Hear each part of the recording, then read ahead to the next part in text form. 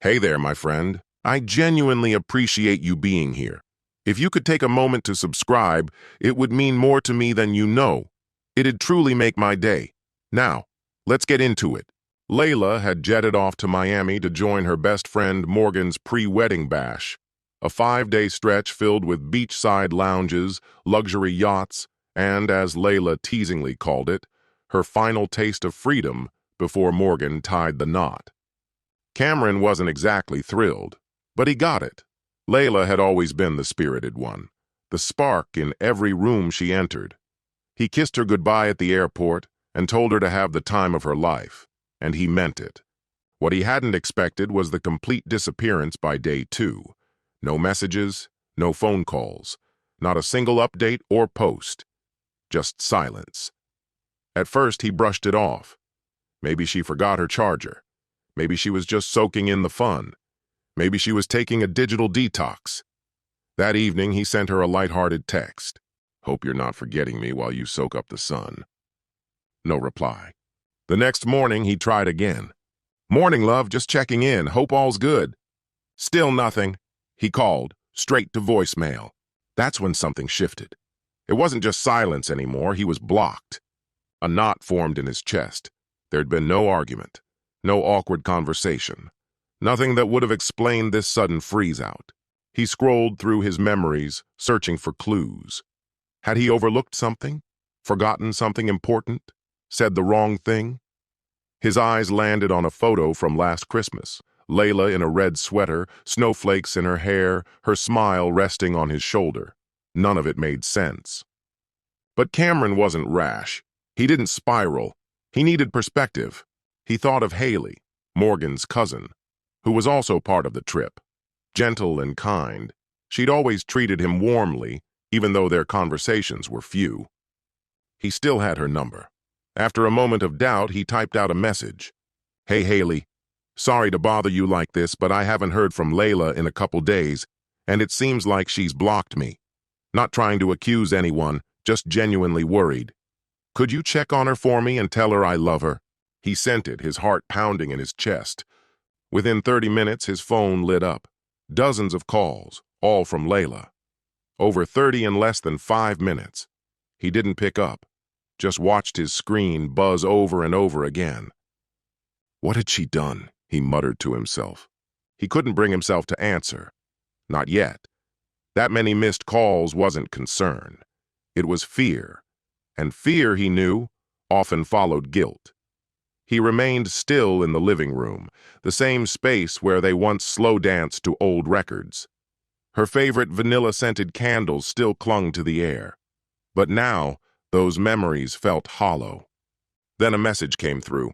"Camera, please, call me. It's not what it looks like, I promise." He nearly laughed. It looked exactly like what it was. The warning signs had been there, more makeup than usual for quick errands. A sudden fixation on working out.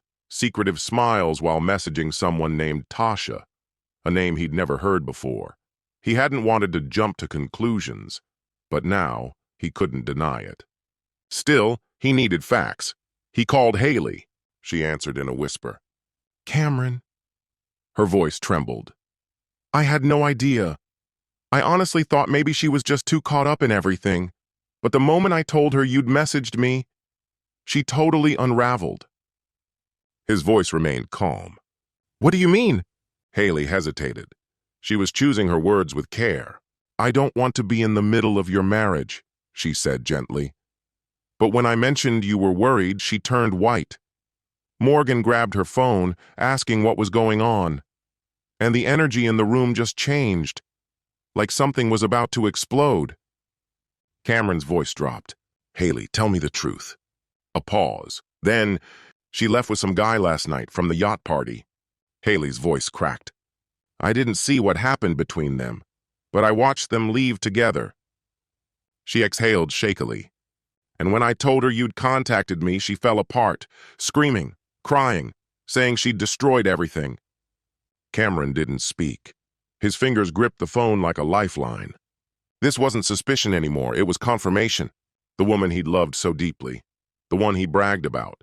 The one he bought flowers for every second Friday because she once confessed Fridays felt lonely. She'd betrayed him, and worse, she'd hidden it behind a block. "Thank you, Haley. I'm really sorry," she whispered. He ended the call. More messages followed. "Layla, it meant nothing. Please, just call me." "Layla, I was drunk. I didn't mean for it to happen." "Layla, I didn't even realize what I'd done until it was too late." "Layla, I swear my phone glitched. I never blocked you on purpose." Cameron let out a hollow laugh. "A glitch. Right." He didn't reply. His silence said it all. He stepped into their bedroom, opened her side of the closet, and began photographing her things. Every dress, every necklace, every gift she once told him she didn't feel worthy of. He sent her a single photo, along with a message. "You were right. You didn't deserve them." Then, he packed it all up. Every item. He didn't know what came next, but one thing was now certain. Revenge had entered the conversation. The next day, Layla returned. Cameron never asked her to, never said a word. But she came anyway. She banged on the door, voice cracked from crying, shouting his name. He stood silently behind the peephole, watching.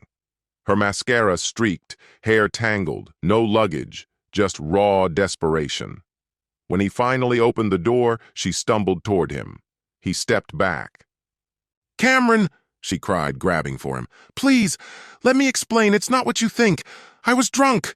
Everyone was encouraging me. It didn't mean anything." He looked at her, not with rage, but with the quiet devastation of a man watching 5 years crumble in a single night. "You blocked me," he said calmly. "That wasn't alcohol. That was a decision." Tears streamed down her face. "I didn't mean to. I thought I could fix it when I came home. I didn't think it would spiral like this." "That's the problem," he replied. "You didn't think. Not about me, not about us, not about what we built together." Her knees buckled and she collapsed onto the floor. "I messed up, but please, Cam, don't throw everything away over one mistake."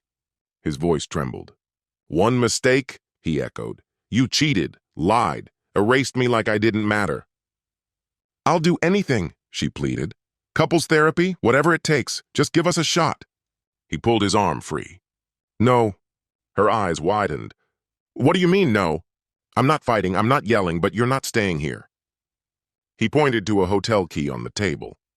"There's a room waiting. Pack a bag. We'll talk later." That night, Cameron sat alone, the wedding album open in his lap like a stranger's photo book. The smiles felt distant, the moments foreign. The next morning, he dug deeper. What he uncovered wasn't a one-time slip. It was a pattern. An Instagram account she'd supposedly deleted, hidden conversations under fake usernames, shady transactions through Cash App, and one damning thread from 2 months ago. Jaden. "Miss you already. Can't wait for the next girl's trip." Layla. "Wild how easy this is when Cam trusts me so much."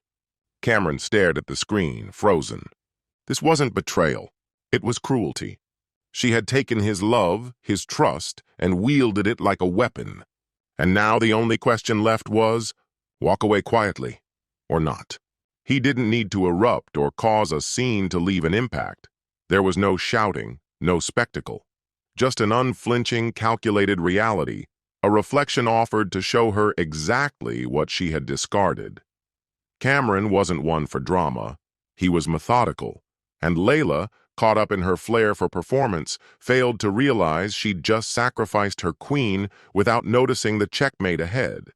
In the days that came after, she kept reaching out. She sent him playlists they used to dance to, old photos, voice notes full of giggles, sobs, and everything in between. She threw every sentimental memory she could summon at him, trying to draw him back in. Cameron didn't stop her. He let the flood of memories pour in without once replying. He wasn't done yet. There were still pieces he needed to place. He sat down with Grace Dalton, a lawyer known for her cool precision, someone who approached betrayal like a blueprint, not a battlefield. She reviewed everything: texts, finances, social activity, timelines. After a few minutes, she looked up and said, "She's boxed in. This isn't going to be a straightforward separation. It's going to scorch. Cameron gave a single nod. No drama, no public breakdown, just clarity, executed cleanly. I want the silence to do the talking. Grace offered a knowing smile. Then let's begin. Cameron packed and left without a word. No confrontation, no final argument, just a note on the table. You gave yourself away in fragments while pretending I still held the whole. I'll do the same. Here's silence. Goodbye. But the real transformation wasn't in the leaving. It was in what came after. Cameron had quietly been the backbone of Layla's rise as an influencer. He backed her ambition, helped her launch Sorella Glow, her boutique skincare brand. He took care of the legal setup, designed the storefront, and pulled in contacts through his cousin in PR. He wasn't just supporting the dream. He co-created it. On paper, half of it was his. Layla believed she was walking away with it all, her business, her platform, her version of the story. What she didn't realize was that Cameron still had complete access. He'd never touched the back end since they started, but he'd never relinquished his credentials either. When the moment came, he didn't dismantle anything. He didn't lash out. That wasn't his style. He made a single subtle edit. The store's homepage was replaced with a blank canvas, white, minimal, quiet. A short line appeared. This site is currently offline as we reflect on integrity and purpose. Below it, a button, read our statement. Clicking through led to a heartfelt message. Not cruel, not vindictive, just painfully honest. It told the story of a man who believed he was building a future with someone, only to discover he was laying the foundation alone. There were no names, no pointed fingers, just raw, sincere truth. The kind that doesn't yell but lingers. It caught fire, not because it was gossip-worthy, but because it was genuine. The comments began pouring in. Is this about Layla? I hope this isn't real. I can't support someone who fakes authenticity. Cameron didn't say a word. He simply observed, silent and steady, sipping black coffee by the same window where she once kissed him before that infamous girl's getaway. Her voice still echoed in his memory. Don't miss me too much. But he hadn't missed her. He missed the idea of her, the image he once believed in. Now that illusion was gone. And for the first time, he could step forward. Layla, however, was stuck. 3 weeks passed. The story had spread far beyond what Cameron had imagined. He hadn't tried to destroy her, but truth, once released, has a tendency to set fires of its own. Her sponsorships evaporated. Sales plummeted. Her once thriving page went dark, then private. Whispers rippled across forums, but the digital world moved on. Everyone except her. One overcast morning, Cameron stepped out to check the mail. The sky hung low. The air felt still, and there she was, curled up at his doorstep. No filters. Hoodie pulled tight, her eyes red and puffy. She spoke his name like a fragile confession. Cam! He didn't answer. She looked away. I lost everything, and you didn't even yell. Her voice cracked. I expected you to scream, break things, expose me, but you didn't. You just walked away, and somehow that broke me more. He stood motionless, arms folded. She continued, voice trembling. I thought you'd be angry. I prepared for that. But instead, you gave me silence, and that cut deeper. Her eyes searched his face. Forget the brand, forget the followers, I want you. At last he spoke, quiet and steady like a breeze that follows a storm. Why? She looked confused. What? He stepped forward, unreadable. Why do you want me back? Because I made you feel secure? Or because you're scared now that your mask has slipped? You don't miss me, he said. You miss the security I gave you. That's not the same. Tears spilled as she whispered, I was lost. I felt numb. Life became so dull, I needed to feel something again. You wanted destruction, he said. You found it. Now you crave peace again, but only on your terms. That's not how healing works. You don't get to burn the house down and walk back in like nothing happened. She reached toward him. He stepped away. It's over. No, she choked. Cam, please. I had a vasectomy 2 years ago, he said, cool and sharp. She froze. What? He held her gaze. We agreed. No children. We wanted freedom. I followed through. You said you did too. Her mouth quivered. He unlocked his phone. So when you sent that message last week, saying we might be pregnant? He showed her the unread text. I didn't freak out. I didn't even reply. I laughed. She stood there, hollowed. Then I deleted it, he added. Her eyes widened with disbelief, pain overtaking her features. That baby isn't mine, he said flatly, and neither are you. She didn't speak this time, didn't beg. She rose slowly, shoulders caving in under the weight of finality. So this is really it, she whispered. No, Cameron said. That was goodbye. He gestured between them. This is just the echo. He turned and walked inside. He didn't look back. 6 months later, Cameron stood beneath soft lighting in a quiet gallery downtown. It wasn't flashy, just honest. The walls held photographs, art, expressions of calm and clarity. He'd returned to design, his first love, and turned it into something sincere. One piece caught particular attention. A split image. One side, a woman fading in sunlight, edges blurred. The other, a man walking away in sharp detail. Someone beside him asked, "What does it represent?" Cameron smiled gently. Sometimes the clearest thing you'll ever do is leave behind what once blinded you. The hum of quiet conversation and music filled the space again.